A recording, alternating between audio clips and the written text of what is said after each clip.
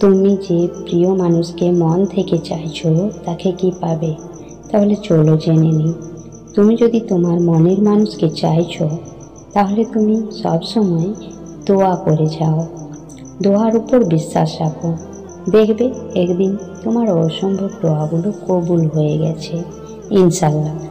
তুমি মানুষের কাছে সাহায্য না চেয়ে তুমি একমাত্র তোমার রবের কাছে যাও আর দোয়া করে যাও।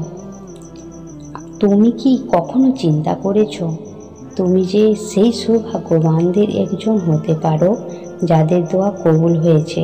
তুমি কি এমন মজাদার অপেক্ষায় আছো? এমন অনেকেই আছে, তারা দোয়ার ব্যাপারে প্রশ্ন করে আর সেই মজাদার অপেক্ষা করে। আর আল্লাহ যখন কারো ভাগ্য বদলাতে চান, তখন তাকে কিছু নিশানি প্রকাশ করে। আমাদের জীবনে প্রতিটি মুহূর্তে পরিবর্তন আসতেই থাকে। পরিস্থিতি বদলায়, মানুষের ব্যবহার বদলায়, এমনকি ভাগ্যও বদলায়। কিন্তু তুমি বুঝতে পারো না, জানতেও পারো না। যে খেয়াল মানুষের অন্তরে আসে তা আমাদের রব জানেন। আর জেনে রাখো, যখন তোমার রব তোমাকে তোমার প্রিয় জিনিসটি তোমাকে দেবে, তখন একটি নিশানি প্রকাশ পাবে। তিনি কাদের জন্য রহমতের দরজা বন্ধ করে দেন আর কাদের জন্য খুলে দেন, কোরআনে সেই প্রমাণ দেওয়া আছে।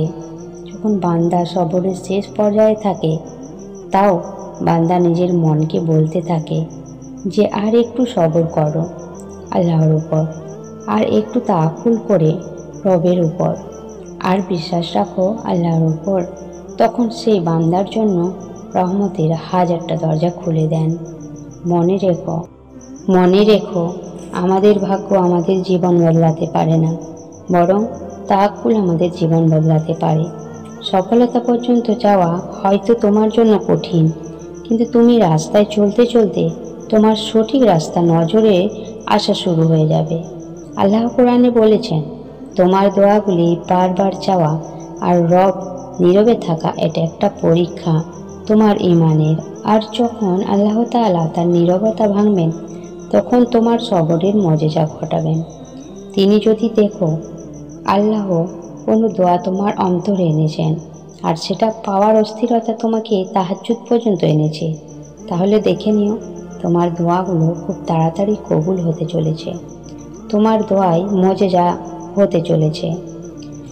তোমার দোয়ায় মজেজা তুমি নিজ চোখে দেখতে পাবে। তুমি তোমার সবরের ফল পেতে চলেছ, ইনশাল্লাহ।